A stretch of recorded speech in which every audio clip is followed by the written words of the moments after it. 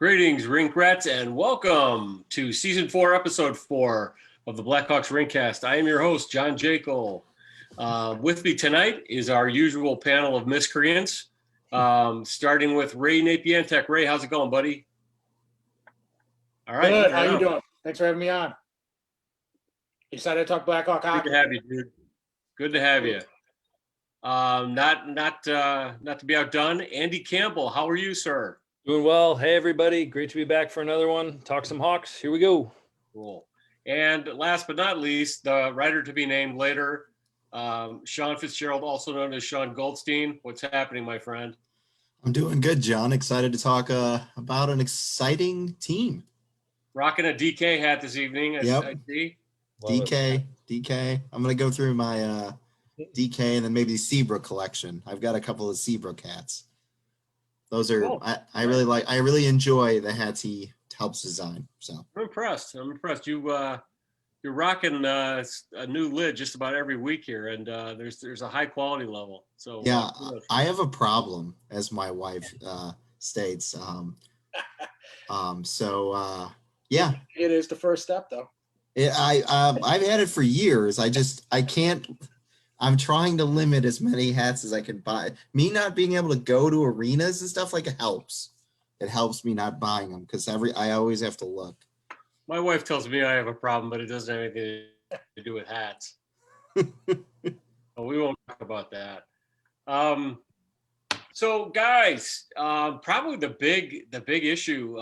We have lots to discuss, but probably I think the big thing right now is COVID. Seems to be kind of crashing over the league and I just like to get you guys' feelings about it. I mean, what do you think the prospects are for the rest of the season?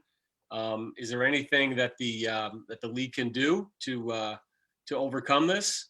Let's start with Sean.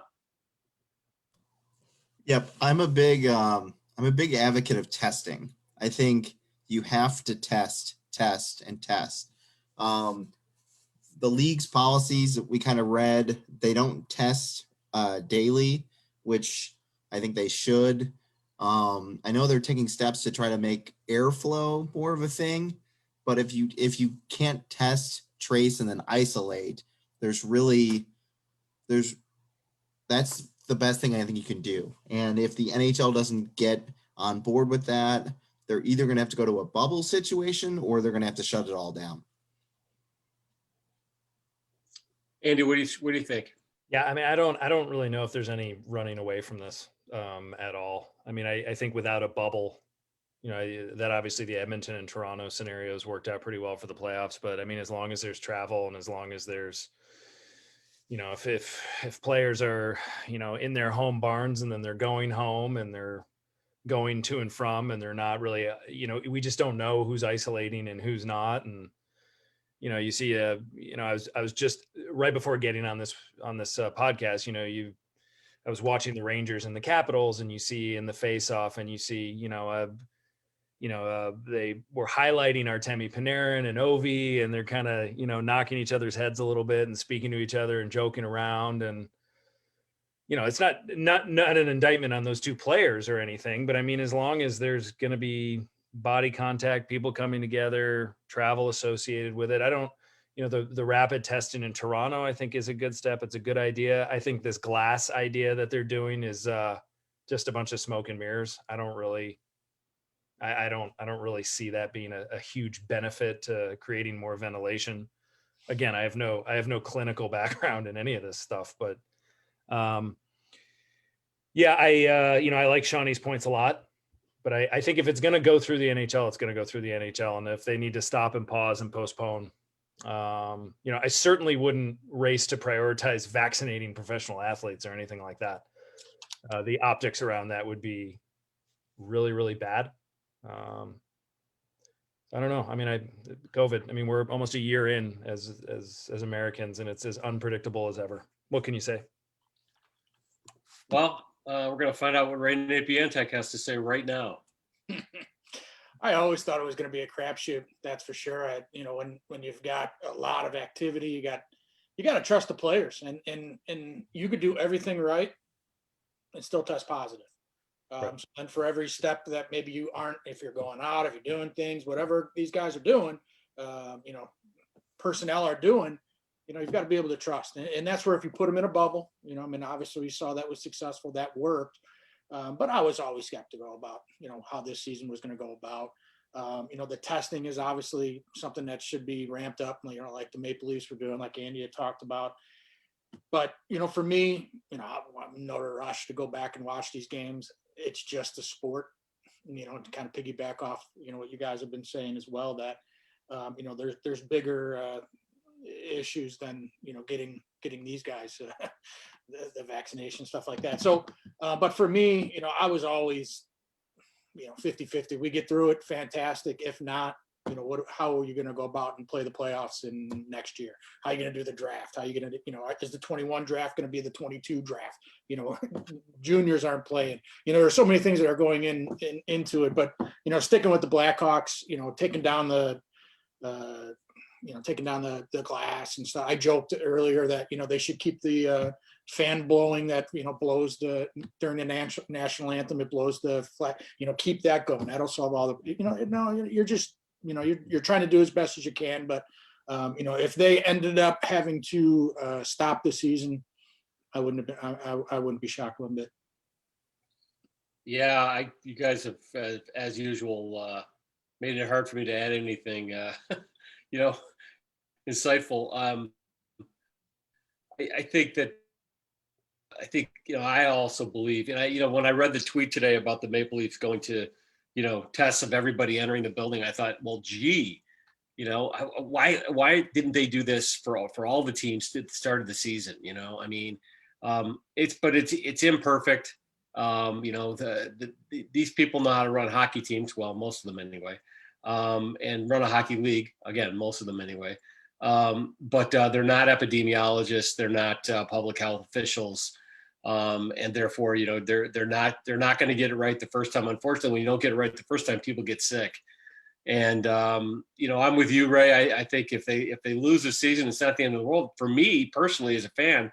However, I do believe that what happened last year and, the potential ramifications this year could seriously impact the league, and some of the teams in the league, and that would be a shame, because whenever we do get back to quote unquote normal, will our National Hockey League be anything resembling what we knew as normal?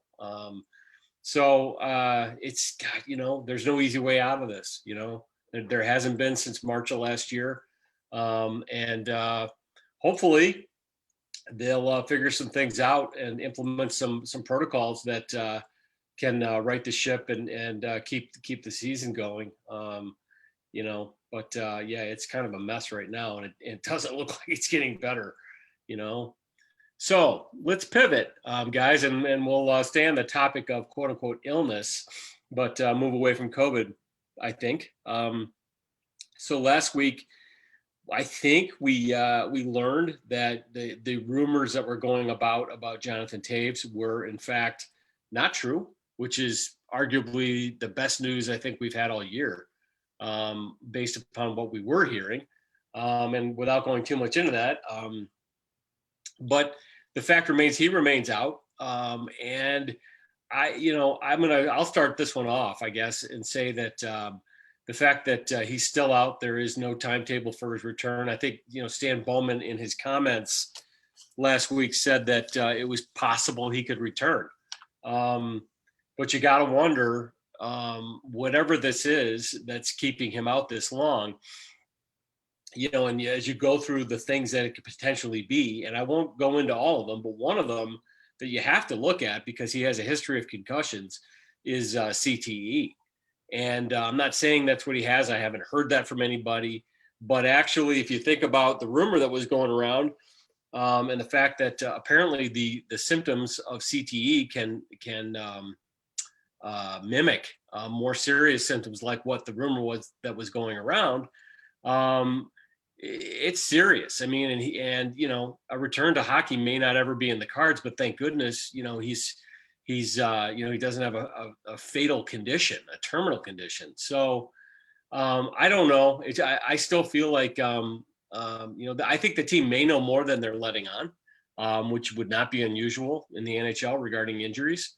And they may still be protecting his privacy. But I will add that I do believe that it is not what was rumored. And boy, that is good news as far as, Jonathan Toews and his future, in some role, even if it's not as a pro hockey player.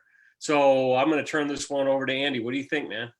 Yeah, I mean, I don't, again, like you mentioned, it was somewhat of a relief when Stan Bowman publicly commented on it for the first time. I don't suspect we're going to hear another public comment for a while on this. And to a certain extent, personally, I'm at peace with that. I don't really need to know everything that's going on with Jonathan Toews as long as he is getting healthy and living a life that is, as plentiful as possible with or without hockey skates on. The idea of him coming back, I obviously love it. I think what would be crushing is if Jonathan Toews did come back and then this either resurfaced or a few games in somehow it's just not there anymore. And that would be, as a fan, very difficult to watch. So, I mean, I do agree with you, JJ. I think the Hawks know more than they're letting on, and that's okay. And that's fine. Yeah. Because, I don't know if Jonathan Toews might just be like, look, just please leave me alone. Don't talk about this. I think Stan Bowman alluded to that he was still hearing from Jonathan Toews on a regular basis, if I read that correctly. But whatever's going on, for all we know, the Hawks maybe and Jonathan have agreed that saying, look, this is going to be a really short season. This doesn't make any sense for you to come back right now. Just take if you remember Mario Lemieux in 1995, they had a shortened season and he took a 1-year medical leave from the game of hockey and just said, my body needs a break. So, stuff like that has happened before. That's what I hope it is. I hope it's just an absence for now and that it gets sorted out and he's back with the Hawks.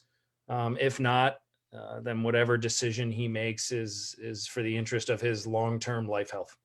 And that's pretty much all I got on it. All right, Ray, what do you say?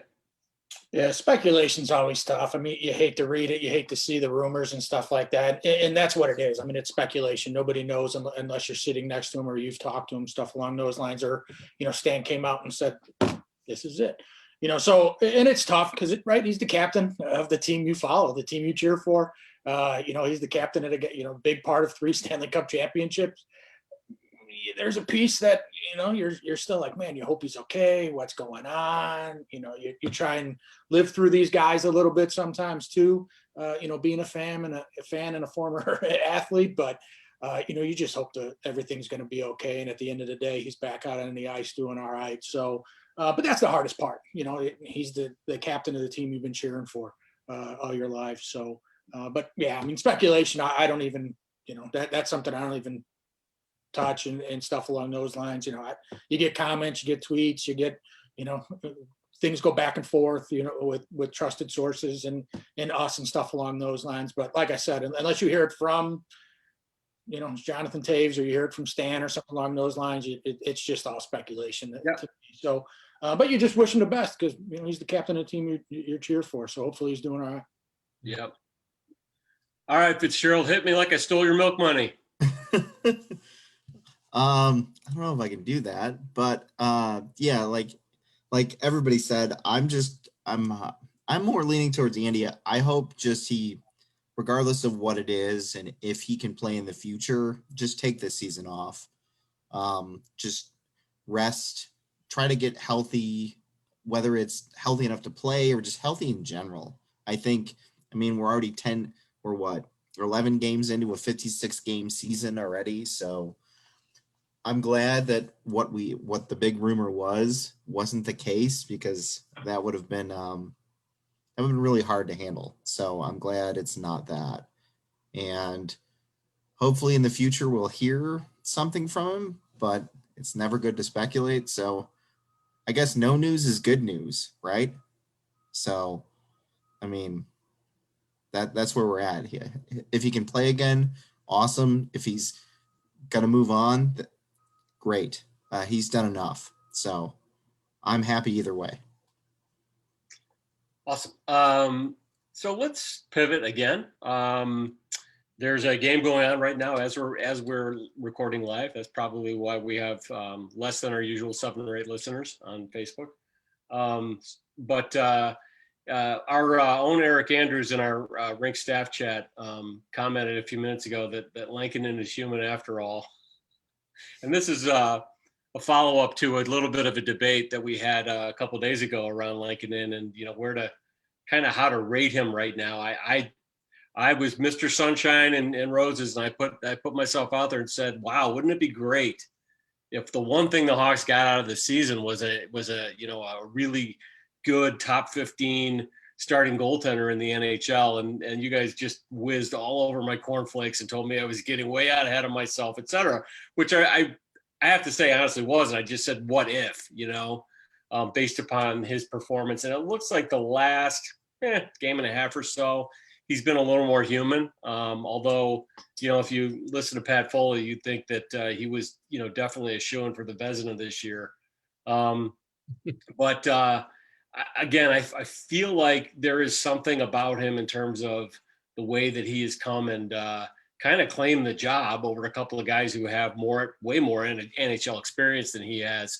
And it seems like the team has a lot more confidence in him. And we have a couple of questions from our viewers and listeners that are relating to Lankinen later that we'll get into. But we'll pull the panel here on, what you guys think. Again, I think we're all in agreement. It's a little early to say he's point, but except the fact that who can be in the mix for the Hawks, perhaps for the next few years. Frozen John. Oh.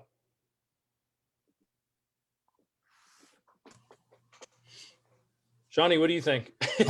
So I hope he's anti-Ranta. Like that's my hope for him. Like somewhere close to or better than anti-Ranta. I don't want him to be Lars Johansson, who was also like another European goalie they brought over that thought was going to be good. But I mean, Antti Ranta is an NHL starter. When he's healthy, he's good. He just can't stay healthy. So, but the hype around Lankinen is way out of control. Not just John, throwing it out there and us peeing his Cheerios. If you Google his name, Calder Trophy comes up every search. So I think everybody needs to pump the brakes on that a little bit. But ultimately, for his career trajectory, I think Antti Ranta would be fine.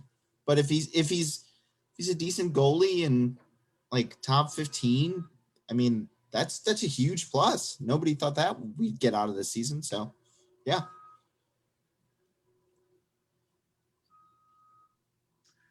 Yeah, I think if you probably had a guess who put an MVP on the season through 11 games. Yep. Don't quote me on that. Maybe we're playing 12 tonight, but yeah. 12 is tonight. Yep. He's probably your most valuable player. Kaner might be an obvious answer to that as well. But I think the biggest thing for me is you see it's not hope. You're not like, man, he's 7 dings off the goalpost. He's flopping all over the place, making some crazy saves, or he's not playing behind a New Jersey defense back in the day, trapping everybody. He's just positionally sound. I think he's athletic. He moves really well. Finnish goalies, they've got a great pipeline. They do a great job over there with goaltenders. So, those are things that are positive to me. To say, hey, he's gonna have a .935 save percentage the rest of his life. No, that's not going to happen. But he's not playing behind the best of defenses. He's showing that he can make saves, showing that he can, stop some pucks in some tough areas. I mean, some high danger areas. He's making some saves. So, and obviously JJ, and throw something in the chat box. There's a 75% chance I'm going to jump on it, no matter who you are. 85% if you're Aaron. But it's just, it's early. You don't know. I mean, that's something where I say, hey, he gives up 7 goals. I'd love to see that. I don't want him to give up 7 goals, but how does he react? they go back to Dealey or they go back to Subban, and then he's got to come back, or, hey, he has a crappy game, he's got to sit for 2. He's got, or has an okay game, or, they decide we're going to go a different direction. There's a lot that goes into the NHL, and then also not traveling like you are, you're playing some back-to-backs at home. So you're getting a little bit different than what he'd be getting, if it was a normal regular season, but he's been the team MVP. If not him, it's Kaner, but it's just, there's no luck to it to me. Sometimes you see those goalies early on and you're like, oh man, he's, this guy's lucky. I mean, I mentioned it earlier too, that, hey, they're going to get a book on them. These guys are good. These are the best shooters in the world. Can you come second time through, third time through? When these guys start to get a feel for you, video on you a little bit more in NHL games, not just necessarily video, but video in NHL games. Do they start picking you apart and stuff like that? Then if at the end of the season, hey, you're thinking, man, we got ourselves a potential number 1. Like you said, JJ, that would be fantastic. Andy, what do you say? Yeah, I mean, I can't add a whole lot more. Obviously, it's great. Good for him. I mean, he's come up, he's established himself. He looks like an NHL goaltender. He's had a really, really hot start. To Ray's point, he's probably been, other than Patrick Kane, and maybe even Connor Murphy, who I know a lot of people aren't too fond of, but this is the best 11 game stretch in Connor Murphy's career in Chicago. Lanky's been the guy. Now he's going to need a night off every now and then. They can't keep playing him every other night.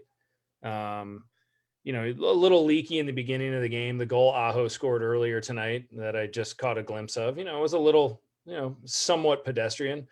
But at the same time, and for the record, JJ, I was not one of those people that jumped all over you when you did Calder talk, because I don't think I was either. I threw it out there as well at one Ray point. was, for sure. Ray was. For sure, Ray was. But now we've got a long way to go. If this is who he is a month from now, though, and honestly, if you were to poll any NHL analyst right now and said, give me the top 3 on your Calder watch, he's going to be on that list. And that's where we are, and it's exciting. Now, I was very excited at one point in my life about Jocelyn Thibault. So, I gotta limit my own expectations with a lot of things. But hats off to him. Could he be their starter for years to come? We just need to, see this whole thing play out. He might just be hot right now and he might cool off, and Ray, to your point, if he gets a game where he gets embarrassed, where does he go from there? And that's probably coming, but right now he's our number 1 goalie right now. And the Hawks, Sean, and you mentioned this earlier, an exciting team, an entertaining team. And after the first couple games, when we saw them get slaughtered against the Lightning, I didn't actually think this was going to be a team that I tuned into very often or wouldn't want to. And they've been competitive, and he's been a big reason for that. So hopefully he can keep it going. Rooting for him. Yeah, that goal that he gave up to Aho, I had an opportunity to see a replay here, and it's about 50 feet out, and it looks like he may have been screened though. So yeah, I can't see on the size of the replay I'm looking at, but it looks like he may have been screened. And if you're screened, it could be 100 feet out. It's kind of tough. So I mean. We've got a question about Lankinen, actually a couple of questions that touch on him, and we'll get to those in a second. Let's real quickly, before we dive into the questions, because we've got 3 tonight, so there'll be a lot of discussion around those. Let's real quickly talk about anything else with the team that you guys are noticing of late. I think Ray's favorite young defenseman, Ian Mitchell, appears to be tightening it up a little bit and maybe finding his feet in the NHL. But did you watch the pregame show? Because Conroy showed him getting his doors blown off in the pregame show. I didn't watch it. Watch it, but I had it on, and his positioning was bad, and he got beaten. And then, of course, the guy I despise, Zadorov, got his doors blown off. Oh yeah, that's a different story.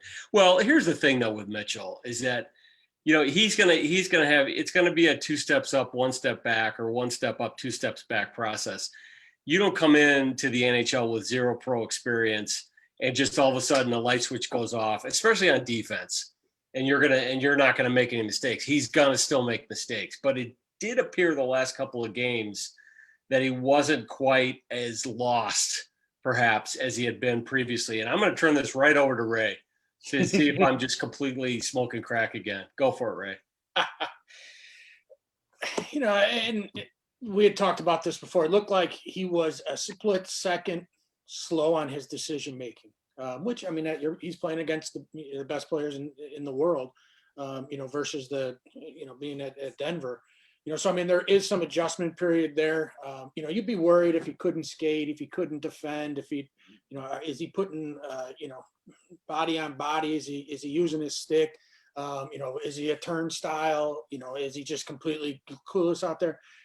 If he's got the skills, if he's got the ability, you hope that the speed of the game eventually is going to slow down for him. Just looks really fast. The quarterback that just can't make that split decision. We're in Chicago. We've seen that, can't make that split decision to make a play. So, that's for me. I would be more concerned if he couldn't, if his skating wasn't NHL or he just, didn't have the skill. I think the skill's there. We all know that. People have seen that. Scouts have talked about it. It's just that decision-making process, where to be, what to be doing. These guys are a hell of a lot faster than what I'm used to. I think the one thing that you see, where you get a Makar, you get somebody that jump and they can play right away and they're studs right away. That's talent. I mean, it really is talent because it's a big jump from the NCAA to the National Hockey League. So, that's something that, hey, it's playing out here a little bit, but I know I've been, a little bit down on him, but if it's the decision-making side of things, it's the speed of the game. If that comes along, he's, that's better than the other side that you think, man, he's not physical, he can't skate. So we'll see how it goes. But yeah, I mean, he's been definitely a step behind. Just looks like he's trying to process it, and it's tough to do. You can't do that against the best in the world. Andy. I mean, I agree with all that. I think, JJ, to your point, I think he's been a little bit better of late. I still think he's a good prospect. I'm certainly not ready to just be rid of him or anything like that. And Ray, to some of your points about the college hockey game, I mean, in the NCHC, Ian Mitchell in his sophomore and junior years at Denver was probably the best skater in the conference. And when that happens, you can take shortcuts, you can take risks, and you have the ability to recover a lot better than you do. I mean, we've seen a very young Duncan Keith being able to do that at the NHL level, where he's just so fast he can get back. So I think in those early games, you saw Ian Mitchell trying to make all these big plays. I mean, he wasn't making a tape to tape, 20-foot pass. He was trying to do the home run pass. His pinches weren't great. His gap control wasn't there. And I think he's just used to being able to dictate a little bit more and fly around. Yeah. Well, now everyone is just as fast as he is. And he has to learn the defensive mindset of the game. And it's not just, he can't take the shortcuts that he could at the college level. And I'm not saying those shortcuts, what he was doing was bad. I mean, he was dominating a college game. But that jump, that leap, Ray, as you said, is very significant. And again, I mean, the two big prospects that have gone through the hype machine in Chicago lately have been two defensemen who, aren't as game ready and lightning in a bottle as people are hoping for. And people need to temper those expectations. They just do, because it takes some time. So. Yeah, I mean, and you raise a really good point, and Ray, I've gone head to head with our friend Aaron several times over the last couple of years around how steep that jump is from the NCAA to pro hockey, much less the NHL, and I completely agree with that. You raise a really good point too about Cale Makar and how a guy like Makar with his level of talent can come in the league and pick it up really quickly. And it's unfortunate, and this is not Ian Mitchell's fault at all, but the Blackhawks and the front office, I think, set these guys up for failure to a degree with how much they hype them. He's the third guy, really, maybe fourth in the last 3 or 4 years, who've been so heavily hyped before they've arrived that when they arrive, anything less than absolute brilliance is going to set them up for disappointment with the fans and abuse. And because Ian Mitchell is a good prospect, but he's not on the level of a Cale Makar. He's probably never gonna be, because Cale Makar is gonna be probably a generational talent, or close to it. But yet, you asked Hawk fans a year ago, this guy was the second coming of Bobby Orr. Why? Well, because people keep saying that. Well, Caveat emptor, guys. Seriously. And it's a shame. I mean, I think he's going to be okay. Boquist, as we talked about last week, is the one I worry about more. But what's his name? I've already forgotten him. Dylan Secura. Tumbleweeds, crickets. Yeah. I mean, I don't even know where he is now. And he was going to be the guy. And Kirby Doc. He appears to have a really good future. We don't know how good that future is yet. We don't know whether he's going to be a wing or a center. We don't know how good he's going to be, but we know he's going to be a good player. But still, I just wish this organization would stop with this relentless hype of prospects, because I actually don't think it's good for the prospects at the end of the day. Sean, do you have anything you want to add? No, I think you guys have said everything about Mitchell that there is to say.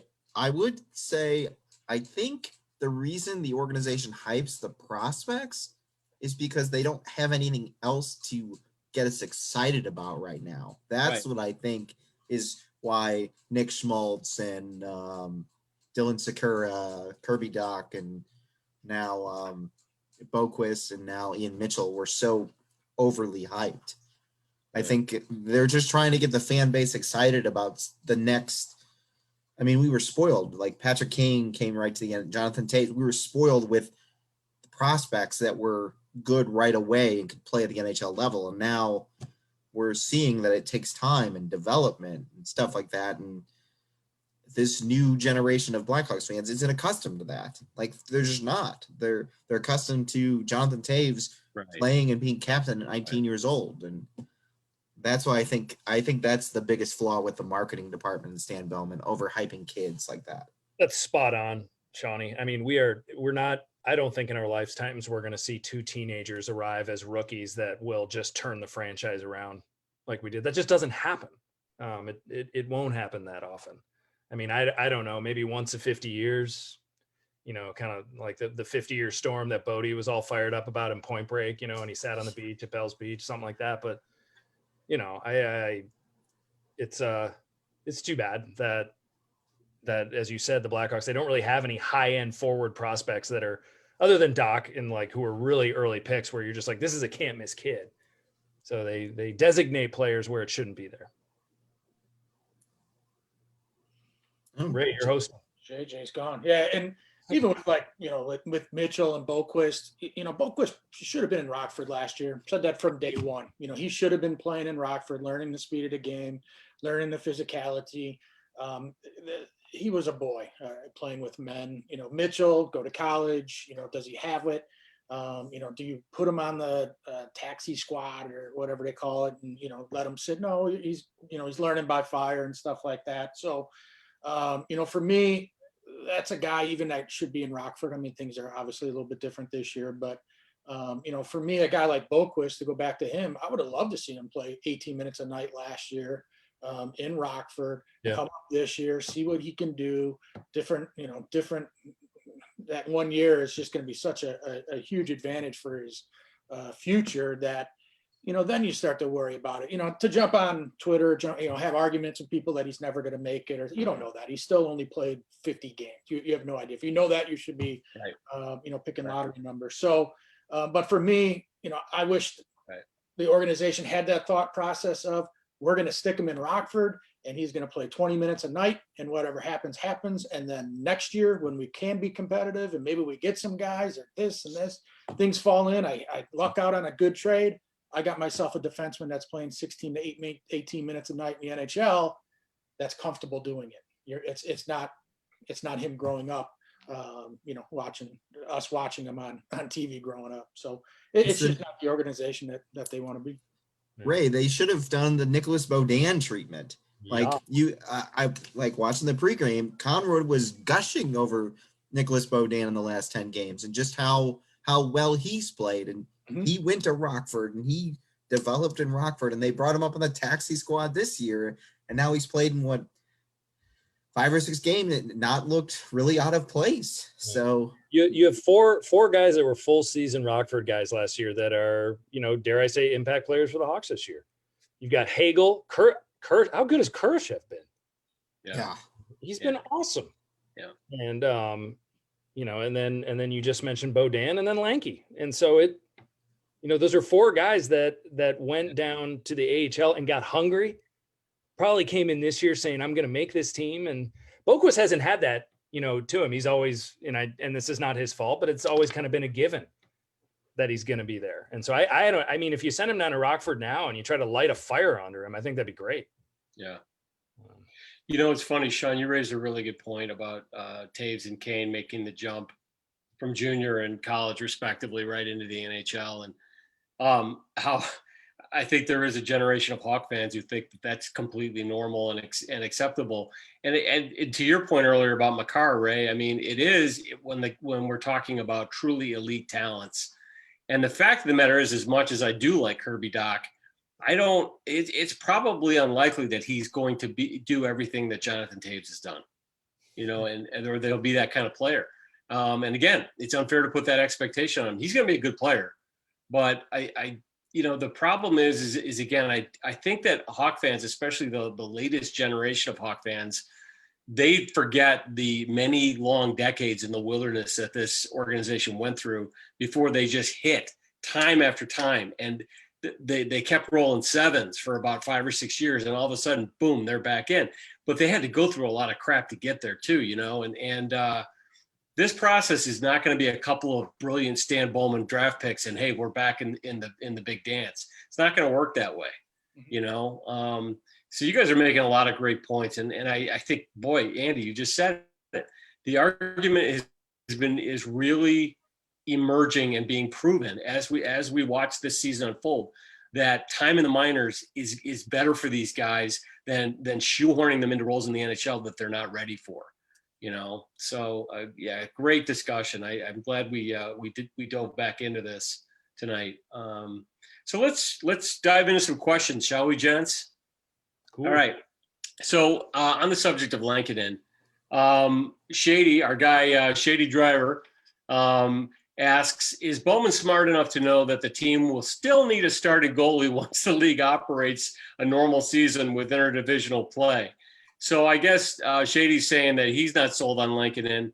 I guess the question is Bowman smart enough to, in spite of whatever hype is out there about Lankinen, let's say he doesn't really maintain the blistering pace he's on now, is Bowman going to be willing to go out and push for an upgrade? What do you guys think?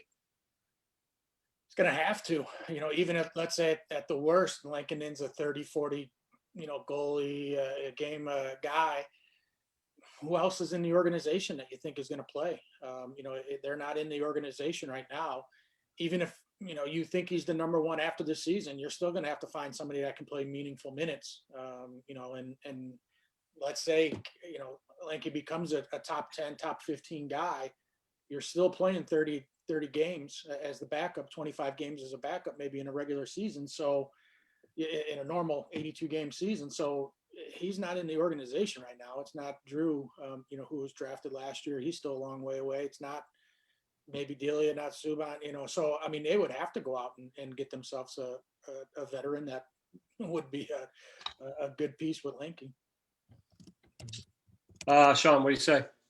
It depends on the direction of the team and what type of veteran they want to get. So if they're still in this rebuilding phase, obviously, like Ray said, you have to get a good goalie. It's just what caliber of goalie do you get? Do you go get a Craig Anderson type to kind of just, play the 30 or 40 games Ray said? Or do you go get somebody with more talent? I think ultimately the team is going to have to need to get a Craig Anderson type. Even when the Hawks were committed to moving over to Corey Crawford, they still went out and got Marty Turco. Even though Marty Turco was at the end of his run, they still went out and got a veteran who was there just in case the goalie they thought they had anointed the future wasn't able to perform. So yes, they will have to go get someone. Just depends on what caliber.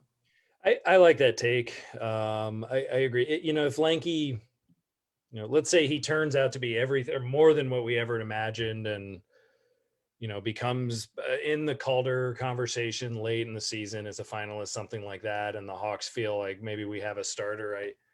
would certainly agree that they need to assess, a little bit. We won't even know at the end of this shortened season, even if he's fantastic, what he'll be like in an 80 plus game season.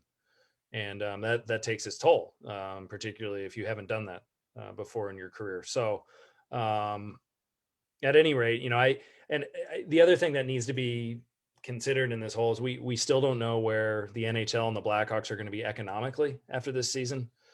You still have Subban and Delia under contract for another year. So I actually wouldn't. So the question of, is Stan smart enough to do that? He might ride out this goaltending trio and say, hey, we were really close. We are, we're this close to being a contender, which we've heard from him before. 4 or 5 years earlier, after being swept, it was this unacceptable. This is absolutely unacceptable to be swept. We don't stand for this. And now it's, hey, we're getting close. Right. A little bit of a different message than we anticipated.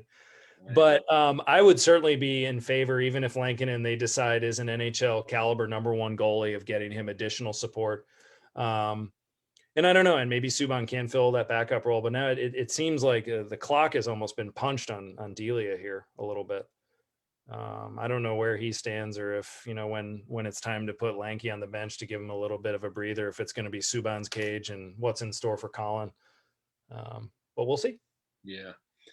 The one thing though about Lankinen, and to answer this question, there was some scuttlebutt over the summer that the Hawks organization was pretty high on him. And they felt like, there was some whispers, if you will, that that Lankinen was the guy they saw as being a potential #1 for them. And to the extent that that's true, and that they felt that way, especially if Stan Bowman felt that way, then I think that, Bowman being Bowman, he's gonna tilt the table in that direction. If there's a decision on whether to ride him, or to go out and find somebody else, because Bowman always loves to publicly reinforce his own judgments and picks. He loves to do that, so he'll get the benefit of the doubt, And I think at this point, and this will answer a question we had from the lovely Jackie Davis. Do you guys feel that Lankinen will be the #1 going forward? I think, although it's only been 6 games or so, 7 games, I think that he has done what he had to do to win the job. Largely because, or in part because, there were people in the Hawks organization saying he was going to be the guy who was going to step up and win the job. So they love to be validated. And so he's going to get every chance to keep the job, I think, at this point. And it may not be fair, especially to Colin Delia, who's, stuck around and battled through some couple of really crappy seasons and has really shown a lot, I think, at times. Malcolm Subban didn't ask to be traded into this situation too. So, but as long as Lankinen's outplaying the other two, and he sort of has at this point, I think that makes sense. So last question, and this comes from our guy Shady as well. And this is a great question. And I have a point of view on this, and I'd love to hear you guys, knowledgeable guys like you guys, your point of view on it. Here it is. Do you notice the team playing tighter defense this year versus how they played in front of Crawford in years past? Ray. Is Ray frozen? Or is he thinking? I'm here. They're playing a collective team defense. I think the forwards are playing defense. They're better on the back end for sure. I mean, they're a little bit more comfortable, but I think you're seeing a little bit more of all 5 guys playing below the dot or playing in the defensive zone, making sure pucks are getting out before you're chasing the other way. Almost like we talked about, Mitchell a little bit in college. He was able to get away with stuff. The Hawks were used to being able to get away with stuff because you had Dunks and you had Hjalmarsson and you had Siebes and you had Oduya and you had Campbell, and you're able to kind of have that type of mentality. And it was tough to maybe make some adjustments with JC behind the bench. But I think collectively they are playing more of a team game defensively than they have in the last 2 years have been just, if you like defense the last 2 years, you wanted to jump off a bridge. So I think collectively they're definitely playing a lot better defense. Sean. I think they finally bought into Jeremy Colleton's system. mean, Jeremy Colleton was brought in to be like a more defensive. He had a defensive system they wanted to play, and the last couple seasons it hasn't worked, and they just abandoned it and gone running and gunning. It seems like this season they've embraced that, and they've got some younger guys too that he coached down in Rockford that know his system. So I think that's what we're seeing. We're seeing the fruits of his Rockford labor in that one. I would agree with all of that for sure. And I mean, I think they're obviously those first few games were tough. But I mean, Tampa, the defending champs, Florida is turning out to be no joke. They're really, really good this year. I think, I went down that hockey reference rabbit hole as I always do, a little bit too often, but the first 6 games, they gave up 3.8 goals a game with Adam Boquist in the lineup. And then these last 5 games, it's been 2.2. You can interpret that as a knock on Boquist's defensive play and them racing around, or just say that they were playing against tougher competition. There's arguments for both sides. Either way, those are facts. I know I've said this, and I don't want to pound the chest too much on this player, but Connor Murphy has been a lot better this year. Calvin DeHaan's been good. I think Duncan Keith has been physically tougher to play against. Then if you look at his body language and his approach, he's not racing around as much and trying to recover as he used to be, I think. And he's not pinching as aggressively. I think part of that is just, age, but his game is more composed. Bodan has been great when he's been up. And I do think that a player like Kurashev, who is a two-way player and knows how to play 60 feet, and while I hope this player comes back from his injury and goes on to a fine NHL career, I do not miss watching Alex Nylander do rink turns right inside his own blue line. And I thought defensively last year that was a huge problem. And their turnovers right inside their blue line with some of the young kids who were playing ahead of their time, who shouldn't have been playing, was evident. So I just think that and Shawnee, your point, I agree with 100%. I think they're starting to buy into Colleton. And they're certainly playing for him. I mean, in the 60-minute games, they've been really, really good. I think where you really see where the talent level drops off is when they head to extra time. And when you see these 3-on-3s, you can see the Hawks just don't have the skill. They just don't have the skill players. Yeah. They're not there. And I mean, it's Patrick Kane for 4 minutes trying to get something done. Right. And then but you can just see they've got a lot of young guns that are buying in, that want to be NHL hockey players and play with a lot of grit. But you can see the lack of the speed and the lack of the creativity when that happens. Lack of having a centerman to win a face-off too. That's part of it. I think DeBrincat will help that. And Ray, you're going to love this thought. And I've said this before. I do like Alex DeBrincat as a hockey player. I don't like the way his contract was handled. I think he is actually, you're going to see more from him moving forward. And I actually think he's starting to play with something to prove. I thought the last game against Carolina, he was awesome. One thing that I loved seeing with him was, if you saw in the 3-on-3 overtime, he had Kane.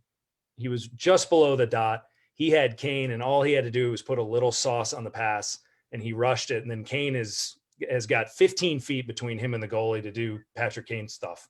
Yeah. And he didn't make the pass. And I don't know if you could see it on the TV, but when DeBrincat headed back to the bench, he was furious at himself. And that was awesome. And I love seeing that, because he knows that he knows better. And I'm excited to watch him over this next stretch. Ray, that's for you. You owe me a Coke. Yeah, I don't have a problem with Alex DeBrincat at all. I've always liked his competitiveness. I questioned whether he had earned a $6 million a year contract when it was given to him, as I think you did, Andy. But no, I mean, the thing is, again, with Alex DeBrincat, you just gotta know what you can expect from him, and what you really can't expect from him. He's a gifted offensive player. He's got a great shot, and he's got good instincts for making and finishing plays. There's no question about that. And just let him do that, and put him in a situation where he can succeed. But that's what goes back to the other comment. I mean, I remember 3 years ago when 3-on-3 was like saving the Hawks asses. when they had Jonathan Taves and Kane and Keith, and they could roll those three guys out, and then they could follow them up with Saad and DeBrincat, and they just had a lot more depth and a lot more skill than they do now. And it's painfully obvious when you see David Camp go out, lose a faceoff, and then hightail it for the bench. I mean, they had Marcus Kruger they could put out there to win a faceoff and then get off. Right. And so it's just a kind of a statement on where they are right now. But yeah, so great guys, as always, great discussion. I'm going to kind of wrap this thing up. Do you guys have anything, any plugs you want to get in before we close up shop tonight here in the puckhockey.com studios? Rockford, Hogs versus Wolves Saturday. Exciting. And it's Very free. exciting. It's free on AHL TV for people to watch. So I'm gonna tune in for a little bit on Saturday. Really my bummed wife out. doesn't know that yet, but Really bummed out Friday got postponed, but it'll be really, there's some of those prospects that I hope stay there for a little while that could be fun to see how they do. Awesome. Ray, you got anything? I got nothing. I'm good. oh, the Indy Fuel are wearing. Hopefully, I'll have a picture for my fuel tank. They're gonna wear Wonder Woman jerseys tonight as part of their promotion. They wore Double Dare jerseys earlier this year for Nickelodeon. So they're going to wear Wonder Woman jerseys. So that should be pretty cool. That's cool. Yeah. The minor league hockey and minor league sports in general are always good for the promotional stuff. So Yeah. Can't wait to see you wearing one when you bid on it. Oh yeah. My wife won't allow that. He's right behind you. You better be careful. Oh, we lost you, JJ. Oh, Again. Three power play goals for the Blackhawks though during this period. That's Fun to watch and more competitive. They're a lot more entertaining to watch. That's for sure. yeah, for sure. After those first two power play's games, I been thought it was going to be great. bleak. Yeah. And now I'm excited to tune in to see what Kurashev, Pius Suter, all those guys. I'm excited to watch those guys. Yeah, that and Lanky, of course. Power play. We haven't seen a power play. Hawks have a power play like this in some time. They're really clicking on that. That was always the big mystery. Like they had so much talent, but they just never could score in the power play. Right. Yeah. A lot more movement, not just Kane getting the puck at the half wall. Everybody stares at him. Yeah. Trying the backdoor cross They've cross got to the be ice close pass. to over 40%. I mean, they're rocking and rolling. Yeah. I mean, they're probably near. I don't have it in front of me, but they're probably near the top of the league.